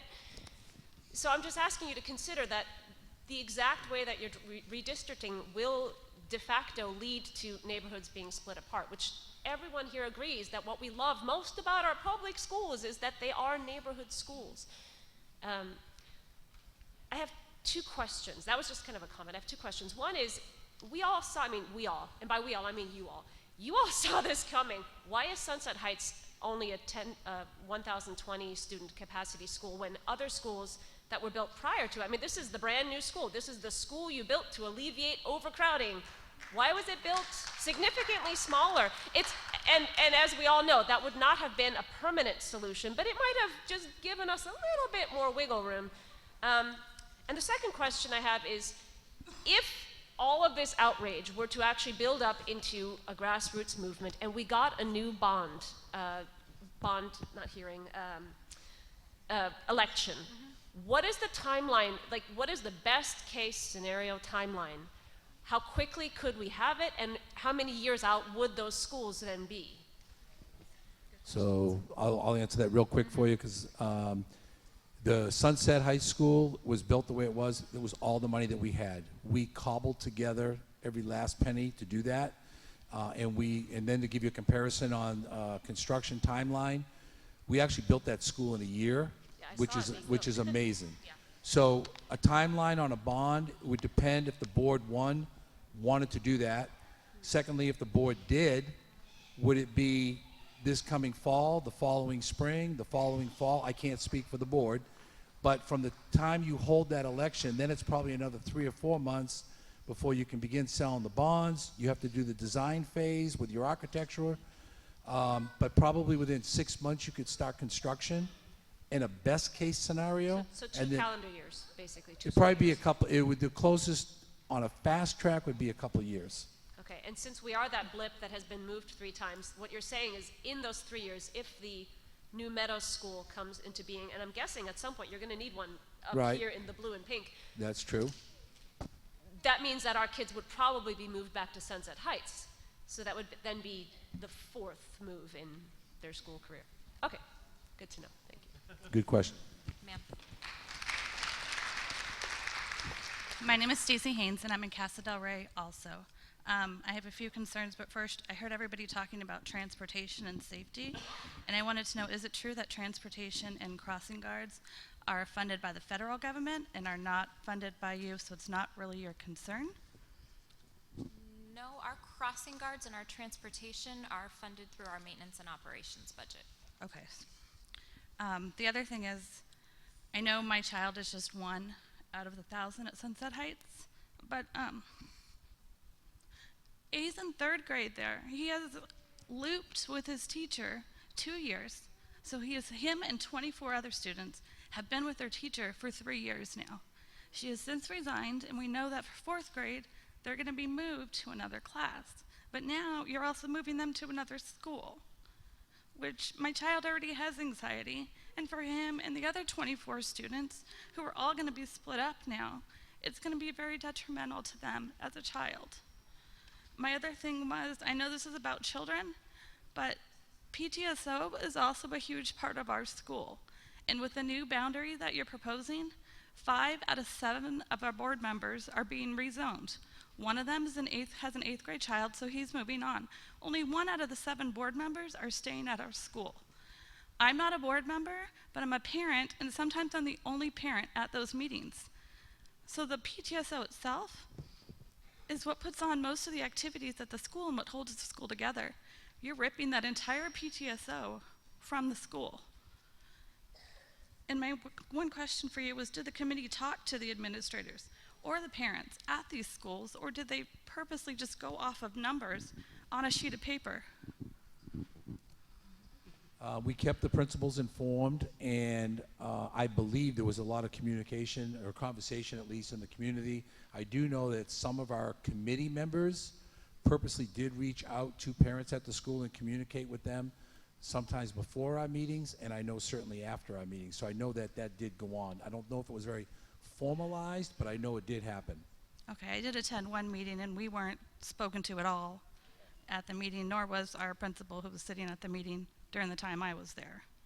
Oh, just can you address how the committee versus those observing?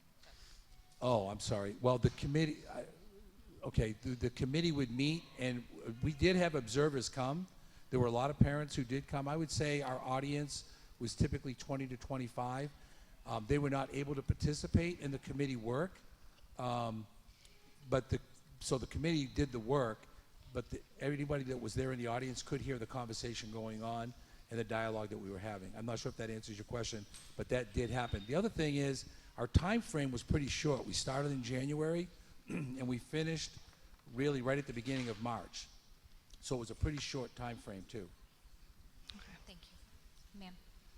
Hi, Thanks for your my name is patience. Jennifer Garbett. I'm part of the Meadows. I have a freshman at Liberty, a 6th grader at Sunset Heights, a 3rd grader at Sunset Heights, and a kindergartner coming in too. We are being proposed to move to Coyote Hills, and I just wanted to say, prior to moving up here in the last year, I spent 5 years driving my kids 30 minutes away so that I didn't have to switch their schools. That's how important it is to me, because I wanted them to attend a school where they were comfortable and with their friends. And when we moved and knew we weren't going to be there forever, we continued to drive far. I spent 2.5 years deciding on where we were going to settle, and I made sure that that happened prior to my high school or starting school. That was really important, that he didn't have to switch high schools. But while I appreciate that you guys have considered the 8th graders going into 8th grade next year for the move, I just want to be a voice for my son who in 6th grade in his first school move this year to Sunset Heights was bullied so severely that this child begged me every day to take him to lunch so that he didn't have to go in the cafeteria and have food thrown on him. He is a very good boy. He does not stand out in a crowd. He meshes well with his peers. He meshes well with his friends. And he's going to be in 7th grade next year. And you are now proposing that our neighborhood that we so carefully for 2.5 years decided on where we were going to move, that little slice that now walks to Liberty is going to be sent to Coyote Hills that then feeds into Sunrise Mountain. And that would mean that 7th grade he starts new, and that would also mean that if we could get a variance approval for Liberty High School, he starts new again in 2 more years. And as you can imagine, it's not easy in 6th, 7th, and 8th grade and in freshman year of high school. It's not easy for these kids to make friends. My 3rd grader adjusted immediately at the new school because in 3rd grade they're just really kind. But if you're new, you're immediately bullied. It doesn't matter. It doesn't matter who you are, what you are, special needs or not. You're just bullied because you don't have anyone in your corner.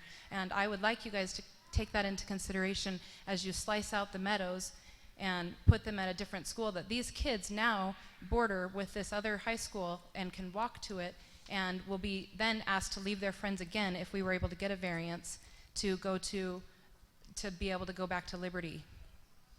Thank you. Sir, thank you for your patience. Yep. My name is Tom Fife. We live in the Meadows. First, I'd like to say thank you guys for hosting this and listening to our concerns. A couple key comments or bullet points that you guys brought up before I bring up 2 questions are, 1, this isn't the long-term solution. The only long-term solution is passing a bond where we have more schools. 2, that until we get the bond to pass, you're just going to get more shuffling around. So my question is, had the bond passed, is there a map that shows how we would have moved? Because unfortunately, inevitably, we would have had to move anyway. Maybe it's minor, but altogether we would have had to create some sort of movement. So is there a map that shows if the bond would have passed?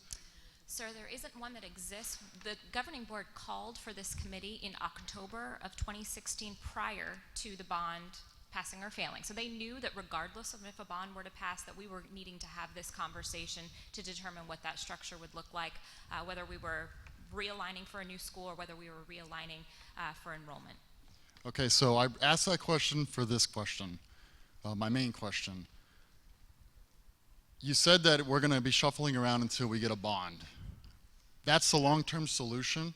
So why wouldn't you create a map of the bond passing, and this is the long-term solution, and then use that as this is the future to where we can minimize people moving around as much as they would have to, so that way when it does pass, we only have to realign slightly and minimize the amount of movement when you're creating a map like this. Thank you.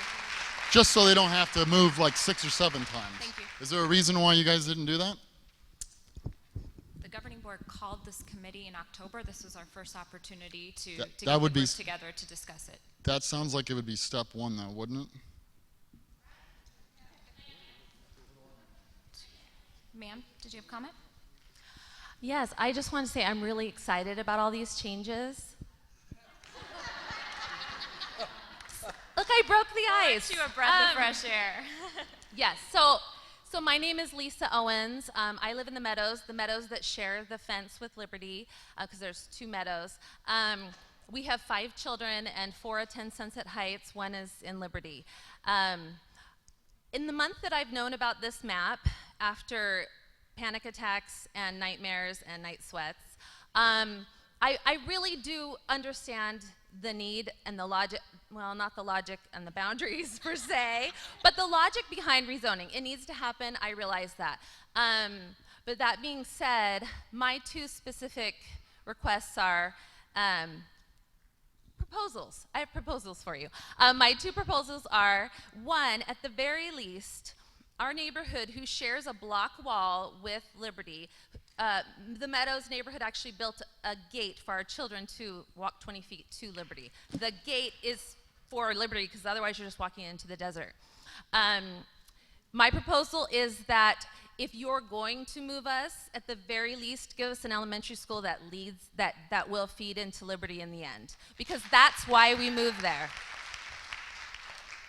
And you say once a lion, always a lion. My little ones are already lions. We attend Liberty sporting events, social events, with our high schooler that's already there and very involved. We are already lions, and we listen to the games outside of our window. And that is at the very least. Could you please consider our neighborhood, the Meadows, in at least a Liberty school? The second is to cut out the small portion just north of Williams, just north of us, that currently houses no human beings, just coyotes. If you could cut them out, move them somewhere else, and hopefully that would help keep us at Sunset Heights. Thank you. Thank you. Thank you for your patience, ma'am. Hi, my name is Morley Thompson. I live in Dove Valley. We are basically 10 to 12 houses within walking distance to Sunset Heights. My first grader has autism, ADHD, and I'm sorry, he has another disorder. At age 3 and 4, he was nonverbal. At age 5, he attended kindergarten at Sunset Heights. He has begun to speak. Now, in first grade, he has made such great achievements that you would not know he has a disability. And I believe it is due to the staff and all their care at Sunset Heights. I believe if he has to take a bus or try to walk across 95th or 91st Avenue, it would be detrimental to the achievements that we have made. He continues to thrive, and I don't want to see him take a step backwards. Thank you. Thank you.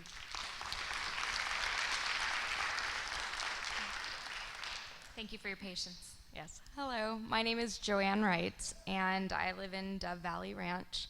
And my question has to do with the capacity of Coyote Hills specifically, because I have a first grader at Peoria Traditional. So my question is, does the projected 17-18 capacity for Coyote Hills include Peoria Traditional?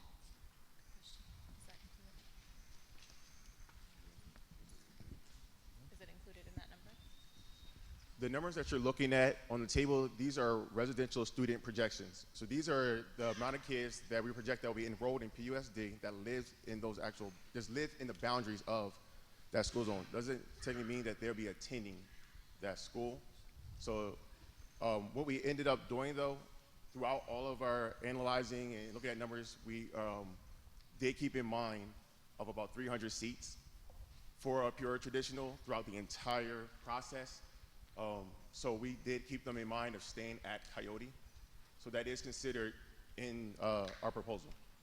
Okay, because if you take the 940 number and you add the 300 PTS students, then the capacity of the school is in essence 97%. And then for 18 and 19, it's actually 102%. Yep. If Peoria Traditional does not increase in capacity at all and remains at 300.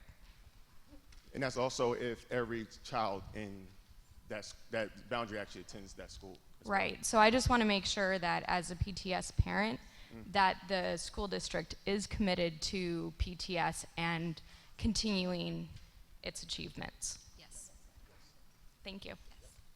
Ma'am, thank you very much for your patience. That's fine. My name is Christy Snyder. I live in Dove Valley Ranch. I'm on the southern end, so south of Lake Pleasant Parkway. And just as we were talking, so many people at Sunset Heights are super upset about switching schools. Just north of us, you're sending those children to Coyote Hills in the, I don't know, I'm at between Lake Pleasant Parkway and Beardsley, 91st and 95th. So just north of us, that little circle that was Sunset Heights is now being sent to Coyote. Do you see that? I don't know the I name know of the exactly committee. what you're referring to. Okay, Yeah. so it doesn't You know, make the- sense to me that we would take two neighborhoods that are probably similar in size, send the Sunset Heights kids to Coyote, and then send the Coyote kids down south to Park Ridge. Why not just leave those as they are? Because now we don't have the northern part of Dove Valley Ranch crossing 91st. The southern part of Dove Valley Ranch has busing because we are within the requirement for bus service, so you don't have the kids crossing the street. That's my first question. My second question is, because this little piece has been in Coyote Hills for a very long time, it seems like we always get passed up on, and we've been super lucky. I'm really sorry for everybody who's getting switched up. My older daughter is a senior at Sunrise this year, and she's been, through Coyote and now through Sunrise the whole time. My younger daughter is in 7th grade going into 8th grade. I would like her to continue on at Sunrise and not have to go to Park Ridge and then go to Liberty, because we've been a Sunrise family. And the group that we're in, she had a friend die in an auto accident at 87th in Deer Valley this year, her best friend. And they're close. The kids in the 7th and 8th grade are super close because of that accident. I would hate to see her have to separate and go to a different high school where she's not going to know anybody except for the 5 or 6 kids in our neighborhood that will go over there that happen to be at that age at that time. So that's kind of my logic. If not, I don't know if there's a variance to keep her at Sunrise, because it's been really rough with that fatality, and even the family who that happened to lives in our little piece, and those children have been through a ton. They're struggling, and I know you don't factor that into your changes, and I know changes have to happen, but consistency of the children, I think, is what everybody's mostly concerned about, and keeping those two neighborhoods as they were. Looking at the map, it just makes sense. They're the same size, so why take two and swap them to two different areas? That's all. Thank you so much. You guys are like, I wouldn't want to be in your job at all. Like, I have a lot of Thank you. Appreciate respect it very for much. you. Thank you to all of you who hung in there with us through the end. Thank you for those of you that came up to the mic, shared your input. Ms. Bridgewater, I don't know what page you're on of notes, but know that we were capturing all of it. Know that we also are recording this through the live stream. You can play it back. It will be active on our website, so we certainly hope that people will be able to access it there as well. I want to share with you briefly just next steps in the process. We do have a boundary committee meeting taking place tomorrow, so the committee, many of them here, hearing this feedback, those that couldn't be here with us tonight, we'll be sharing it with them, make sure they have access to all the feedback and information. They'll be taking all of that into consideration and may look to change or tweak any of their proposals. We're going to bring it back to you again, because again, we're trying to keep you as informed as we possibly can. You'll see it posted on our website. We will host another community meeting 1 week from today, as I said, 6 p.m. April 4th. That's at Liberty High School. We will also live stream that one as well, so you can certainly choose to tune in from your home if you would like. And then our hope is that we will be able to bring this forward to our governing board in April. We are targeting the April 13th meeting to bring it forward to our governing board. Certainly that could change as we're looking at things, but again, we know these changes need to take place if there are going to be some significant changes for next year. So we do need to get that approved so we can inform families, make sure that everybody is well aware of those changes. Once again, I'll share that website with you so that you can access it.